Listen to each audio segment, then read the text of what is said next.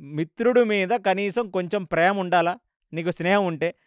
పెద్ద పెద్ద వాళ్ళని ఎళ్ళిపోమని నువ్వేదో కాపాడేటట్టు. కనీసం ఒక లాజిక్ మాట్లాడాలి గదా! నువ్వెలా కాపాడుతావు? అన్ని సార్లు ఓడిపోయిన వాడివి. అనగానే ఇప్పుడు కర్ణుడి డైలాగేంటంటే, "ఏం మనుషులయ్యా మీరంతా? ఎప్పుడో పాత పాత విషయాలన్నీ తవ్వుతారేంటి? అక్కడ ఓడిపోయావు, ఇక్కడ ఓడిపోయావు అని. మీ దగ్గర ప్రాబ్లమే ఇది. మనిషిని డీమోటివేట్ చేసేస్తారు మీరు.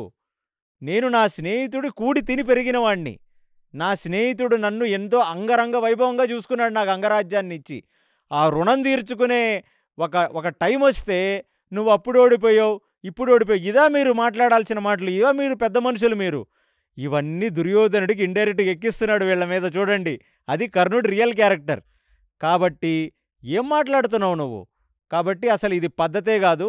అప్పుడేం జరిగిందనేది నేను పట్టించుకోను. గతోం గతః. ఇప్పుడు నేనెలాగుంటాను? అర్జునుడిని తుక్కు తుక్కు కింద కొట్టేస్తాను. అర్జునుడు శరీరంలో బాణాలు దించేస్తాను. ఏమనుకుంటున్నారు మీరు? నా స్నేహితుడంటే నాకు గట్టి ధైర్యం. ఆ స్నేహితుడి పట్ల నాకొక బాధ్యతుంది. ఆ బాధ్యతని నిర్వర్తిస్తాను నేను.